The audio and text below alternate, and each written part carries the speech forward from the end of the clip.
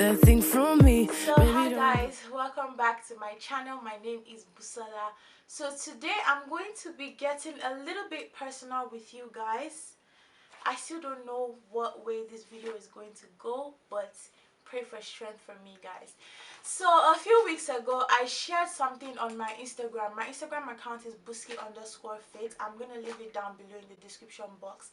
I shared a little part of my old diary from when I was very young, and it's interesting to see how long I've actually been wanting to lose weight for, and the amount of emotions that I've generated from that over the years. I put up a post that says, I'm gonna put the post I put up on my Instagram right here for you guys to see, and you guys should please take note of the date and time that I put up that video. I was in first year, and I remember back then I was tired. Growing up, honestly, I was always the fat friend, I was the fat sister, I was the lazy one. I was overweight. I grew up overweight. I've been obese my whole life. So it was tough for me. There were too many things I kept to myself growing up. I remember my mom would always call me secretive. She's like, oh, there's something going on in your mind, but you never talk about it. And I know she always used to get angry. I know she's going to watch this video. I'm sorry, mom, but I just always used to keep so many things to myself because I just felt nobody understood the emotions I was feeling at the time. So last year summer I was in Nigeria for the holidays, and I found my diary. I found my diary from when I was like 10, 11 years old, and I was going through it, and I was reading the content of the diary of an 11-year-old girl, and it was sad. Like, thinking back, it's like, oh wow, Busala, did you really feel this way at that age? And this is why I wanted to tie it into my weight loss journey. My weight loss journey officially kicked in 2016 January. Prior to then, 2015 summer, I would say, was my defining moment. I'm Nigerian, if you guys, I'm sure you probably figured that out, but a lot of Nigerians tend to water down the issue of depression and mental health, and we honestly don't take it serious. And this is something that if I ever had a chance or opportunity to, talk to people about how important mental health is, I would definitely do so, because this is something that has affected me on my own journey, and I see how it played a part in my weight loss journey. 2015 summer, I remember my first symptom that I did not clock on time was I left the church. I stopped going to church around May, and I didn't even go back to church until September, October. I wasn't going out as much. I can stay in my house for like days. I just felt this burden, like I just didn't want to do anything. I was tired, and then I had too many things going on, school, trying to lose weight, gaining weight. It was a very dark time for me, and I think what made it worse was the fact that I didn't know how to talk to anybody about it. I did not know how to talk to anybody about it, and then I think the only person I talked to about it was my brother who was here with me in school, and I spoke to him about it. I was like, some days I just wake up, I'm sad. Some days I'm just tearing up, I'm crying, I don't even know why I'm crying. And then I remember it was something I never really told my parents about, the issue of using antidepressants, and that was when I knew, oh, this is getting serious. I went back to church in October, and that's why I say I can never take away the religion part of my weight loss journey, because God pulled me through my own darkest days. For some people, losing weight is different. My own journey had to do with getting healthy and also fixing my own self. It was healing myself from scratch. So my depression resulted into binge eating. I feel so silly saying this on camera, but I would wake up in the morning, I would call pizza, I would large pizza all by myself, and I would eat it. I would drink 2 liters of Coke, and then when I had friends over, I would hide the food. Like, I would hide it. I didn't want anybody to see how much I was eating at the time. I was just genuinely sad. It was hard for me to talk to anybody about it, because the few people I spoke to about it just kind of said, why are you sad? You better be happy. And that's that's the message I want to pass across. Not everybody who is genuinely unhappy wants to be unhappy. I felt I don't even know how to explain depression. I don't, because it just feels you're in a very dark area trying to get out, but you cannot. And when I started my weight loss journey, after a while, some of my friends probably call me gym addict now, that oh, you're always at the gym, you're always at the gym.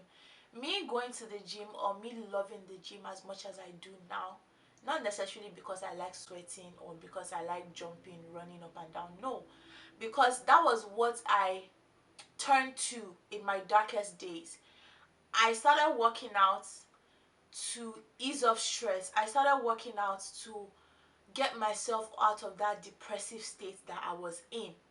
And that's why now working out has become a part of my life. And that's why now me working out consistently and eating healthy has helped me lose weight, has helped me lose 80 pounds all by myself in 1 year. It was honestly, even up until today, it's hard talking about it. I don't know if you guys see, I'm very uncomfortable talking about it. But then I just wanted anybody out there who probably feels depressed. I got a message a few weeks ago of a lady who said she was never a big girl growing up, but she started her own weight gain started after she lost a sister. And the mentality surrounding obese or overweight people, especially in my own culture, is that once you're fat, you are lazy. You are lazy, you like food, you like this. And I'm like, no, there are so many other circumstances surrounding why people gain weight. This amazing lady that messaged me, um she lost her elder sister, and then binge eating started from that, and over the years she just emotional eating started from that, and she started gaining weight. Everybody's journey is different, but then the common theme around or surrounding all of this is that we all kind of feel the same way.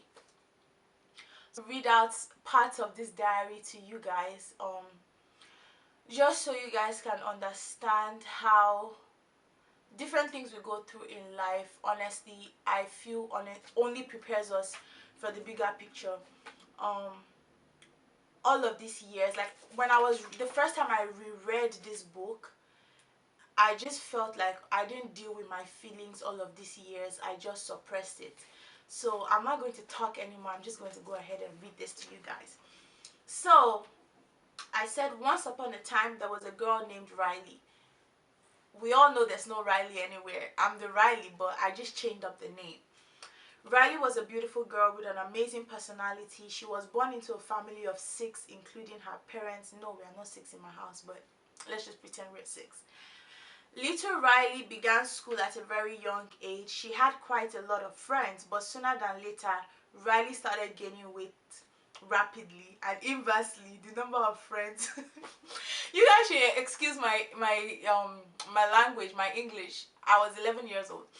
So I said Riley started gaining weight rapidly, and inversely, the number of friends she had began to decrease.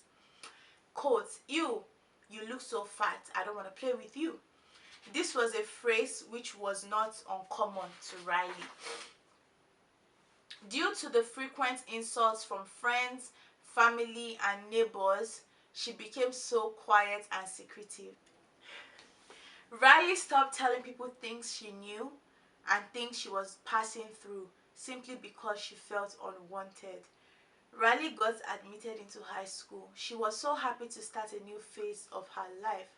However, Riley's hopes were cut short, and her greatest nightmare of being teased because of her size came back to haunt Riley. Years went by, but Riley had this same unwanted feeling deep down inside her heart. Riley was now a teenager, but a cold-hearted one.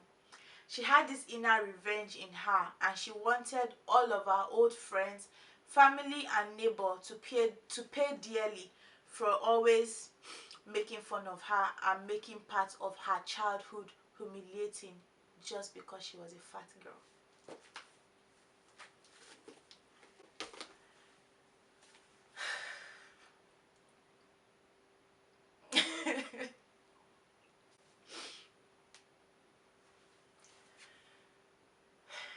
I'm not gonna cry.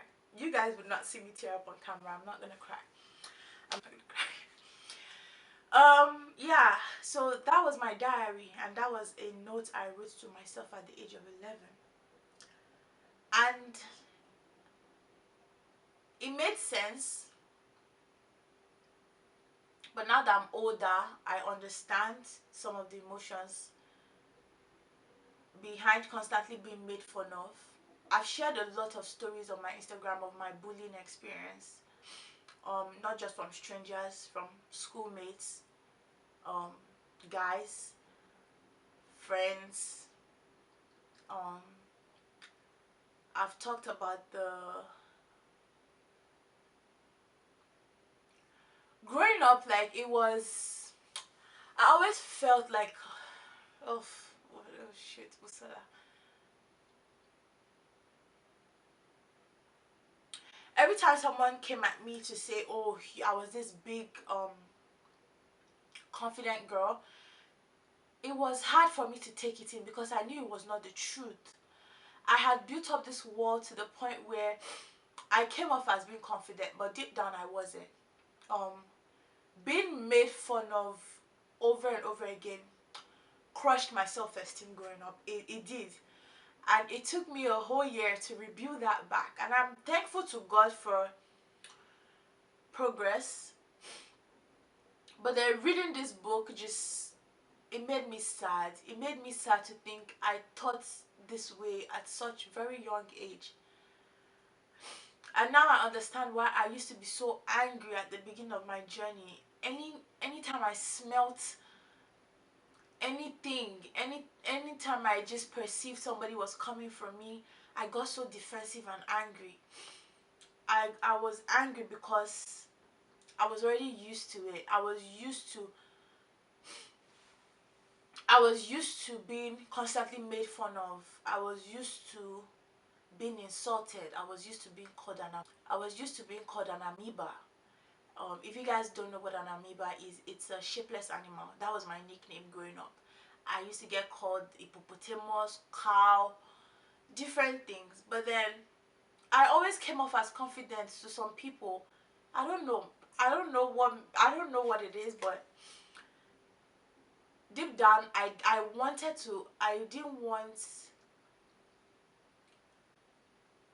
want that to be the end. I knew there was more to Busola than just being a fat girl.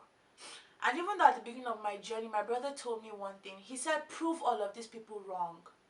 In the beginning of my journey, I noticed I was taken away from. And I remember when Bobola told me to prove all of these people wrong, I was putting too much energy into trying to prove all of these people who made fun of me in the past wrong.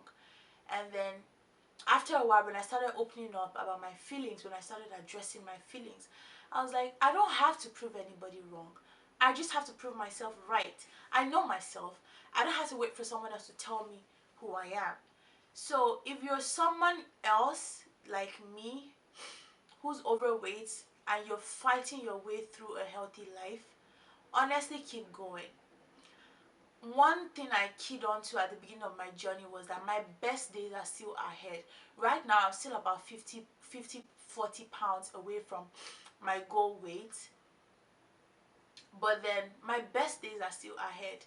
Um, yes, I had a defective childhood in terms of bullying, in terms of verbal abuse, in terms of having someone in your life who constantly had degrading things to say towards you, but I fought through it. And the past 1 year has taught me to appreciate myself a lot more and understand that life is in phases and life is a journey. And if there's anything my weight loss journey has taught me is that people change. People change. At some point, I didn't even think I could lose weight anymore. I was so addicted to eating, and when I say eating, ridiculously eating crap. I was just lazy. I never used to want to exercise, do nothing. I was angry, I was sad. But a year now, like, I am this gym person that if I don't go to the gym in a week, I feel like. So in 1 year, I went from this lazy Busola, fat Busola, Now to Gym Addict Busola, Fit Fam Busola, Buski Fit. All I'm gonna say is this: life is in stages. As long as you never write yourself off, that's all that matters. It does not matter who has looked down on you in the past. It does not matter how your journey has been. It doesn't matter how many times you failed. The strength to carry on, and the fact that you keep going despite all of these obstacles and challenges, that is what makes you a fighter. That's what makes you a winner. So this video is not for pity party. Honestly, I don't even want anybody to feel sad in the comment section down below. This is a message to say that, oh, I've been down, I've been in my lowest of lows, but God Almighty pulled me through my own darkest days, and I am living now to share my own story. I never wanted to start YouTube, but then I knew I had to encourage other people who probably are in the same shoes that I was. And this video is just to share with you guys, if you see somebody who's overweight, not every overweight person is lazy. Not every overweight person should be made fun of. In fact, nobody should be made fun of. My weight loss journey has taught me to be more sensitive towards the struggles of other people, because I knew how it felt when I couldn't talk to anybody. So I'm just going to end this video right here, just because my battery is about to die. I hope you guys learned a thing or two from this video. Don't give up. Your best days are still ahead. I wrote these notes to myself over 10 years ago, and I'm here in 2017 sharing with you guys how I've lost 80 pounds so far. So don't give up. Your best days are still ahead. Thank you so much for watching my video. Please don't forget to like and share with whoever you think might love this video, or somebody you know who needs this video. And I'll see you guys in my next video. Bye. I know you feel it in the bone inside your body.